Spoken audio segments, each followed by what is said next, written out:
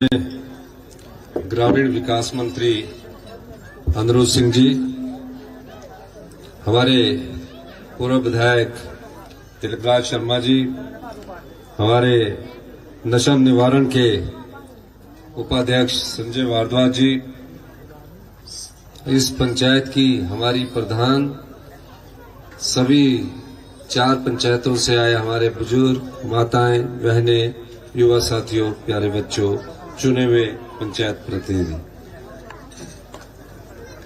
कुसुमटी ने जब अनुरोध सिंह जी ने एक चुनाव लड़ा तो एक इतिहास रचा। वो विधायक बने आपके आशीर्वाद से, पहले जिला परिषद के चेयरमैन थे और आजादी के बाद से कभी इस क्षेत्र ने मंत्री नहीं देखा था और पहली बार 77 साल में कुसुमटी विधानसभा क्षेत्र में आपको मंत्री के रूप में अनुरोध सिंह जी मिले। ये जो राष्ट्रीय ग्राम स्वराज अभियान है, अगर ये ग्रामीण विकास मंत्री ना होते तो ये पार्क भी ना बनता, क्योंकि ये मंत्री है। इन्होंने चाहे चीफ मिनिस्टर के पास भी फाइल आनी हो, इनके मंत्रालय की इनके द्वारा ही लाई जाती है। तो 2 प्रोजेक्ट सैंक्शन हुए। अगर कोई और ग्रामीण विकास मंत्री होता तो वो अपने विधानसभा क्षेत्र के लिए ले जाता और मुख्यमंत्री से उन्होंने स्वीकृति करवानी है तो ऑटोमेटिकली मुख्यमंत्री के क्षेत्र का वो नाम लिख देते हैं, कोई भी मंत्री होता। तो इन्होंने बड़ी चालाकी से अपना काम फटाफट करवा लिया और जो हमारा काम है वो अभी भी अधूरा है। और ये जानते हुए, काम करवाना कैसा होता है ये जानते हुए कि ये फॉरेस्ट की भूमि है, एफआरए के चक्कर में पड़ेंगे, 2-3 साल मामूली बात है। इन्होंने कहा कि फॉरेस्ट डिपार्टमेंट ही कर ले और मैं फॉरेस्ट डिपार्टमेंट को भी धन्यवाद देना चाहूंगा कि जो आपने ट्रेन बनाई है उसमें आप लोगों ने बहुत अच्छा कार्य किया है और इसके लिए आप सब बधाई के पात्र हैं। तकरीबन 11 जून को हमारी सरकार के 3.5 साल हो गए। हम लोग सत्ता में आए, आपने आशीर्वाद दिया। हम 40 विधायक थे। 40 विधायक के बाद हमारे कुछ विधायक पार्टी छोड़कर चले गए, वो सत्ता की दुनिया में बिके। फिर जनता ने हमें फिर आशीर्वाद दिया और हम फिर 40 के 40 हुए। हमारे प्रदेश में 3 चुनाव हुए। पहला चुनाव हुआ विधानसभा का जिसमें आपका आशीर्वाद हुआ। दूसरा चुनाव था म्युनिसिपल कॉर्पोरेशन शिमला का, जिसमें आपने पहली बार इतिहास में 2/3 मेजोरिटी से शिमला म्युनिसिपल कॉर्पोरेशन जो है, जो 3 विधानसभा क्षेत्रों की कॉर्पोरेशन है, कांग्रेस पार्टी को आशीर्वाद दिया। जब लोकतंत्र की मर्यादा को तार तार किया गया, विधायकों की खरीद फरोख्त हुई, उस समय भी सरकार के प्रति अनिश्चितता का माहौल था। लोग सोच रहे थे कि सरकार चली जाएगी और जयराम ठाकुर जी सवेरे ही 7 बजे गवर्नर हाउस पहुंच गए। फिर उसके बाद वो दर्जी जी के पास गए, अपना कोट पैंट सिलाया और सोचा कि मैं ओथ लूंगा। लेकिन हमारे विधानसभा के अध्यक्ष थे, लॉयर है, उन्होंने देखा कि ये तो कांग्रेस पार्टी के हाथ के चुनाव चिन्ह पर जीत कर आए हैं और इन्होंने हाथ के चुनाव पर जीतने के बाद राज्यसभा में जिसको हाथ का निशान उपलब्ध होता है, निशान तो नहीं होता, प्रत्याशी घोषित होता है, उसके खिलाफ वोट डाल दिया और उसके बाद उनको निष्कासित कर दिया। फिर ख्वाब लेने लगे कि मोदी जी है। आजाद प्रत्याशी थे 3। आजाद प्रत्याशी किसी पार्टी का नहीं होता, वो जिसकी सरकार होती है उसके साथ जाकर अपने विधानसभा क्षेत्र के काम करवाता। अहम इतना भारतीय जनता पार्टी में कि उन तीनों से इस्तीफा करवाने के लिए वो तीनों विधानसभा के आंगन में बैठे और ये हिंदुस्तान का पहला उदाहरण होगा जहां ये तीनों चुने हुए प्रत्याशी विधानसभा के आंगन में बैठे और कहा कि हमारा इस्तीफा स्वीकार करो। स्पीकर ने कहा कि आपका इस्तीफा स्वीकार हम क्यों करें, आप आजाद हैं, आप किसी पार्टी के नहीं हैं, आप अपने विधानसभा क्षेत्र का काम है, किसी से भी करवा लेना। लेकिन जब सत्ता दिमाग पर चढ़ जाती है तब ऐसा हाल होता है। उन तीनों ने भी इस्तीफा दिया। ये प्रदेश की जनता थी, देवी देवताओं का आशीर्वाद था कि आप लोगों के आशीर्वाद से हम दोबारा 40 पर पहुंचे। अभी पंचायत के चुनाव हुए, सोशल मीडिया में बड़ा प्रचलन किया गया और ऐसा प्रसारित किया गया कि कांग्रेस पार्टी चुनाव में पीछे रह गई है। मैंने कहा पता तो करें, क्योंकि पहले कहते कि पंचायत के चुनाव नहीं करवा रहे हैं। मैंने विधानसभा के पटल पर कहा कि हम 31 मई से पहले पंचायत के चुनाव करवाएंगे।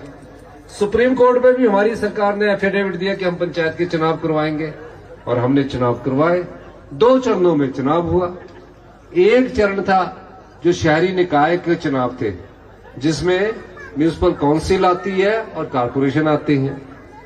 वो 53 विधानसभा क्षेत्रों में हुए। 53 विधानसभा क्षेत्रों में से कांग्रेस को 29 विधानसभा क्षेत्रों में बहुमत मिला। भारतीय जनता पार्टी को 21 विधानसभा क्षेत्रों में बहुमत मिला। 3 विधानसभा क्षेत्र ऐसे थे जहां कांग्रेस के समर्पित पार्षद और भारतीय जनता पार्टी के समर्पित पार्षद बराबर थे। आजाद उम्मीदवारों पर अध्यक्ष और उपाध्यक्ष की कुर्सी टिकी हुई थी। 17 तारीख को सबके वोट हुए। 17 तारीख को 49 शहरी निकायों के 48 शहरी निकायों के चुनाव घोषित हो गए। कारपोरेशन के चुनाव जो हाथ के निशान पर थे और जो चुनाव चिन्ह हाथ था और जो कांग्रेस समर्पित थे, जो घोषित थे कि उसमें हाथ का निशान नहीं रखेंगे, लेकिन घोषित प्रत्याशी हमारे हैं, कांग्रेस पार्टी ने उसमें भी जीत हासिल की। 3 कारपोरेशन में थोड़े हम पीछे रह गए, तो उसका व्याख्यान पूरे हिंदुस्तान में किया गया। मैंने पूछा ये क्या हुआ? कहा कि बीजेपी का एक ऑफिस है चक्कर में, उसमें सोशल मीडिया में इतना प्रचारित किया गया जैसे कांग्रेस सरकार ने के खिलाफ लोगों का गुस्सा है। ऐसा था नहीं। और जिला परिषद के इन्होंने प्रत्याशी घोषित किया। हमने जिला परिषद के प्रत्याशी कांग्रेस पार्टी ने घोषित नहीं किए। बीडीसी के प्रत्याशी भी घोषित नहीं किए।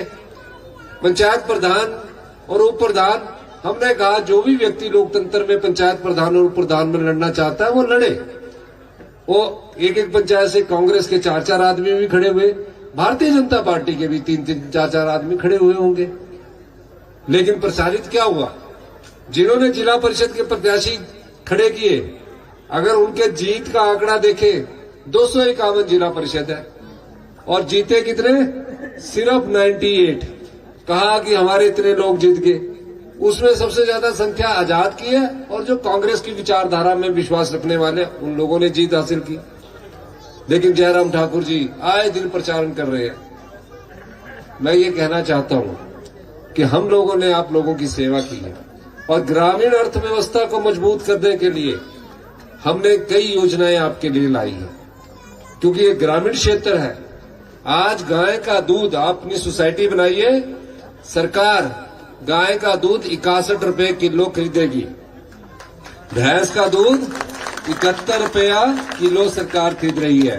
और ये यही नहीं रुकने वाला, क्योंकि 80% और 90% हमारे लोग गांव में निवास करते हैं।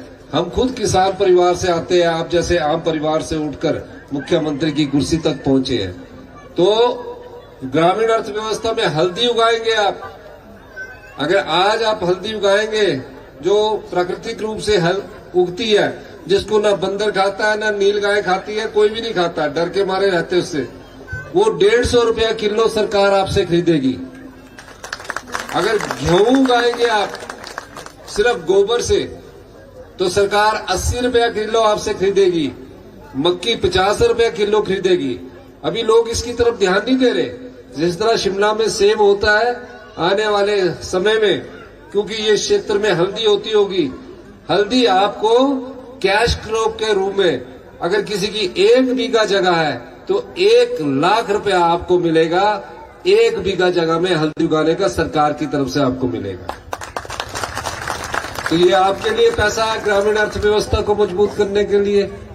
सामाजिक सुरक्षा में जो विधवा बहनें हैं, जिनके बच्चे डॉक्टरी की पढ़ाई कर रहे हैं, कॉलेज में पढ़ रहे हैं, प्रोफेशनल कोर्सेज में गए हैं, नर्सिंग कोर्सेज में गए हैं, उनके लिए हमने पूरी फीस सरकार देगी। उसके लिए इंदिरा गांधी सुख शिक्षा योजना लेकर हम आपके पास आए हैं।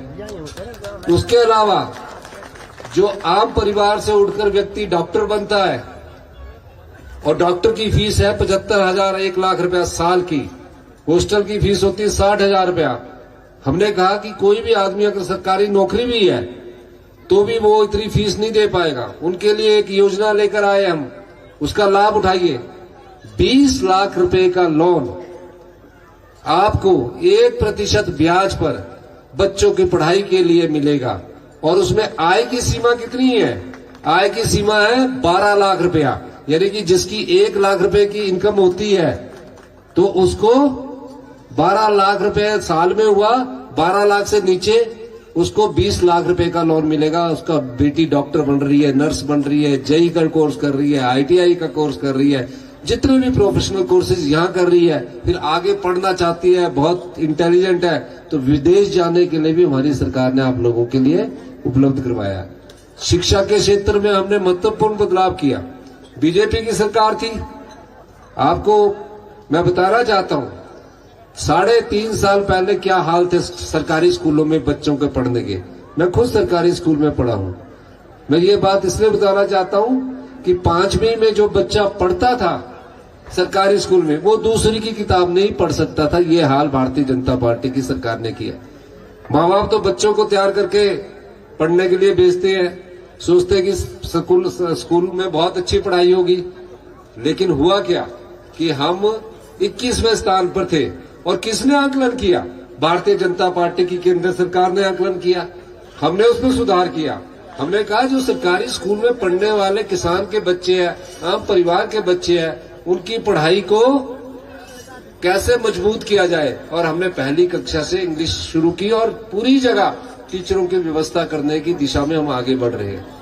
उसका असर ये हुआ, उसी भारतीय जनता पार्टी की सरकार ने जिसने 2021 में क्वालिटी एजुकेशन में, गुणात्मक शिक्षा में प्रदेश को 21वें स्थान पर पहुंचाया था। आज हालात ये है कि हम उस 21वें स्थान से छलांग लगाकर 5वें स्थान पर आ गए। ये हमारी शिक्षा नीति है। और CBSE स्कूल कर रहे हैं हम, जहां जहां हम इंफ्रास्ट्रक्चर मजबूत कर रहे हैं, CBSE स्कूल कर रहे हैं। अभी मैं बच्चों से मुलाकात कर रहा था, मैंने पूछा बच्चों, जो पोर्टमोर स्कूल अभी CBSE हुआ है उसमें जो सरकारी स्कूल की फीस है वही ली जा रही है, लेकिन शिमला में प्राइवेट स्कूल जो है उसमें उसी CBSE स्कूल की फीस 50,000 से लेकर 1 लाख रुपया तक है CBSE पढ़ने के लिए। और हमारे सरकारी स्कूल में, जिसमें आप लोगों के परिवार के बच्चे पढ़ते हैं, जो भी CBSE स्कूल है, सिर्फ सरकारी फीस है, पढ़ाई की फीस भी मुफ्त है। क्यों? ताकि वो बच्चों के मन में हीन भावना ना आए, वो जो विश्व की चुनौती है, जो भविष्य में चुनौतियां आएगी, उसका सामना करने के लिए तैयार रहे। तो ये बदलाव है, व्यवस्था परिवर्तन का दौर है। व्यवस्था परिवर्तन 40 साल से एक ऐसी व्यवस्था का निर्वाह हो रहा था कि स्कूल बनाए जा रहे थे, हॉस्पिटल खोले जा रहे थे, लेकिन डॉक्टर नहीं था। आपका IGMC मेडिकल कॉलेज है, यहाँ डायग्नोज करने जाए, IGMC मेडिकल कॉलेज में अगर MRI करवाना हो तो 19 साल पुरानी मशीन थी, एक्सरे 15 साल पुराने थे, फिर उसके बाद आपको 2 महीने की डेट देते थे। हमने नई मशीन लाई, जो एम्स दिल्ली में मशीन लगी है, वो हमने एम्स दिल्ली की मशीन को IGMC में लगाया और एक्सरे भी लेटेस्ट करवाया। और मैंने उनको दिशा निर्देश दिए हैं कि अब जब भी कोई आदमी आए अगले 2-3 महीनों में ऐसा काम करिए कि लंबी डेट ना अल्ट्रासाउंड के मिले, ना एक्सरे के मिले, तुरंत प्रभाव से उसका एक्सरे हो जाए। हम इस ढंग से भी काम कर रहे हैं। तो ये सब चीजें चल रही है। और जो क्षेत्र आपका है कसुम्पटी विधानसभा क्षेत्र, वहां आपके मंत्री जी बहुत एक्टिव है, हर काम करवाते रहते हैं। और हमारे सरकार के साथ जो केंद्र की सरकार है, जो भारतीय जनता पार्टी के यहाँ नेता है, आप इनको वोट डालते क्यों हैं? इनसे पूछना चाहिए कि आपको वोट क्यों डालें। ओल्ड पेंशन स्कीम ये बंद करने जा रहे हैं पूरे हिंदुस्तान में। इस प्रदेश में हमने सरकारी कर्मचारियों को ओल्ड पेंशन स्कीम दी है, और वो इसलिए दी है, कोई राजनीतिक लाभ के लिए नहीं दी है, क्योंकि पहली कैबिनेट में हमने ओल्ड पेंशन स्कीम दी ताकि उनकी सामाजिक सुरक्षा हो सके और संवेदनशीलता उनकी रहे, लेकिन भारतीय जनता पार्टी उसको बंद करने जा रही है। आपदा आई, नरेंद्र मोदी जी ने हम प्रदेश को 1500 करोड़ रुपए दिया है, आज तक वो 1500 करोड़ दिल्ली का बॉर्डर नहीं क्रॉस कर सके, आज तक वो तो आ ही नहीं रहे 1500 करोड़ कहां गए। फिर भी भारतीय जनता पार्टी बड़े शौक से बोलती है कि 5 साल बाद देखेंगे, एक प्रथा चली है। मैंने बोला 5 साल तक हमारे काम देखेंगे, आपका विरोध नहीं देखेंगे। आपने आपदा प्रभावित परिवारों के लिए जो 1 बीघा जगह मिलनी चाहिए, कई आपदा प्रभावित परिवार मिले कि हम अपनी जगह छोड़ना चाहते हैं, मुझे इस जगह उपलब्ध करवा दीजिए। हमने जगह का पता किया तो कहा कि फॉरेस्ट लैंड है। वो अपना 5 बीघे छोड़कर 1 बीघा जगह देना चाहते हैं। हमने केंद्र की सरकार से अनुरोध किया, हमने भारतीय जनता पार्टी की सरकार में जो जयराम ठाकुर जी है उनसे अनुरोध किया कि 5 बीघा की जगह 1 बीघा फॉरेस्ट लैंड का आप कानून बदल दीजिए ताकि ये परिवार शांति से रह सके। आज तक उस कानून को बदलाने के लिए भारतीय जनता पार्टी के लोग आज तक नहीं गए, क्योंकि केंद्र में इनकी सरकार है। कांग्रेस की सरकार केंद्र में होती तो हम उस कानून को भी बदला देते ताकि 1 बीघा परिवार में हम उस गरीब आदमी का घर बसा सकते। ये पहली बार हुआ कि 2023 में आपदा में जो घर बह गए थे, हमने एक परिवार को 7-7 लाख रुपया दिया। 2025 में पूर्व मुख्यमंत्री जयराम ठाकुर जी के स्वराज में बहुत बड़ी आपदा आई, उन्होंने कहा कि मेरे विधानसभा क्षेत्र को भी पैसा मिलेगा। मैंने कहा पूरे हिमाचल प्रदेश में जिसका भी आपदा में घर बह गया होगा उसको हमने 7 लाख से बढ़ाकर 8 लाख रुपया दिया। पर आप तो हमारा विरोध करते हैं और केंद्र सरकार ने 1952 से एक आरडीजी मिल रही थी। मतलब आप लोगों का अधिकार है, जो आप जंगल बचाते हैं, जो आप पानी को बचाकर रखते हैं, जो आप स्वच्छ हवा देते हैं, उसके कारण हमको 10,000 करोड़ हर साल आरडीजी मिलती थी। भारतीय जनता पार्टी की सरकार ने वो अधिकार जनता का छीन लिया। सरकारें आती है, सरकारें जाती है, मुख्यमंत्री आते हैं, मुख्यमंत्री और मंत्री आते हैं जाते हैं, लेकिन जो जनता का अधिकार 75 साल से मिल रहा था उसको उन्होंने छीन लिया। तो इस बार के पंचायत चुनावों ने यह साबित कर दिया, जिस प्रकार से प्रधान चुनकर आए हैं, वो प्रधान चुनकर आए हैं, किसी ने हमारी कांग्रेस की विचारधारा के लोग चुनकर आए हैं, ये साबित कर दिया कि हम भाजपा को वोट क्यों डालें और डालना भी क्यों चाहिए। क्या किया उन्होंने, प्रदेश का बेड़ा गर्क करके रख दिया। आज हम जो प्रदेश की संपदा है उसको हम बचा रहे हैं, भ्रष्टाचार के चोर दरवाजे हम बंद कर रहे हैं। ये भारतीय जनता पार्टी ने इंडस्ट्रीज के नाम पर 5,000 बीघा जगह कितनी होती है, ये जो 9 हेक्टेयर है आपकी, ये सिर्फ 250 बीघा है, 250 बीघा होगी। 1 हेक्टेयर 12.5 बीघा का है तो मतलब 250 बीघा हुई, 120 बीघा हुई। इन्होंने 5,000 बीघा जगह बद्दी में, नारागढ़ में बिना रजिस्ट्री के, आप रजिस्ट्री करवाते हो, महिलाओं को 6% लगता है, पुरुषों को 8% लगता है। उद्योगपतियों को उद्योग के नाम पर दे दी और उसका मूल्य कितना, 1 करोड़ रुपया मूल्य रखा। कितना रखा, 1 करोड़ रुपया। किसकी संपदा है, लुटा दिया इन उद्योगपतियों को। 5,000 बीघा, अगर 1 बीघा वहां बेचा जाए तो 1 करोड़ रुपए का बिकेगा, और 5,000 करोड़ रुपए की जगह 1 करोड़ रुपए में इन भारतीय जनता पार्टी के लोगों ने कस्टमाइज पैकेज के नाम पर दे दी। वो संपदा आपकी है, हम आपके संपदा के संरक्षक हैं। हम सरकारी स्कूलों में शिक्षा की व्यवस्था को ठीक करने के लिए आए हैं, हेल्थ सेक्टर में व्यवस्था को ठीक करने के लिए आए हैं, लेकिन भारतीय जनता पार्टी ने जिनको 60,000 करोड़ रुपया आरडीजी और जीएसटी कंपनसेशन सेस के रूप में मिला, हमारे से ज्यादा मिला, उन्होंने आपकी संपदा को बर्बाद किया।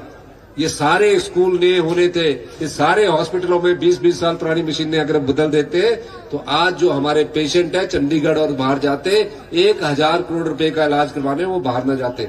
इस प्रकार की भारतीय जनता पार्टी की सरकार है। मैं सिर्फ इतना कहना चाहता हूं कि आप लोगों के आशीर्वाद से, ईमानदारी से, नैतिकता से, पारदर्शिता से आपकी हम सेवा कर रहे हैं। और मैं ये भी कहना चाहता हूं कि इस क्षेत्र के जो विधायक हैं, जो माननीय मंत्री जी है, वो आपके दर्द को बांटते हैं, आपके दुख को मुझसे साझा करते हैं, कहते हैं कि ये कार्य कर दी जाए।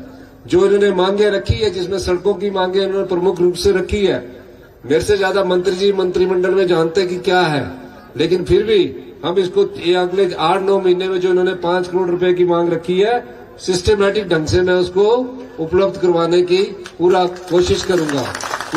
और एक इन्होंने कॉमर्स की बात कही है, अगर 50 बच्चे उस स्कूल में एडमिशन लेंगे तभी कॉमर्स की हम क्लासेस शुरू कर सकते हैं। तो आप उनके 50 बच्चे अगर कॉमर्स में उस कॉलेज में भोंट में एडमिशन लेंगे तो हम सरकारी उसमें कॉमर्स की शुरुआत भी कर देंगे। बाकी एक वेटनरी डिस्पेंसरी का है, ये माननीय मंत्री जी से बात करके जो भी उसका निकलेगा तो ये माननीय मंत्री जी कैबिनेट में ला सकते हैं, ये मैं उनसे अनुरोध करूंगा। आप लोगों ने हमारी बात सुनी, आपका बहुत बहुत धन्यवाद। जय हिंद, जय माता।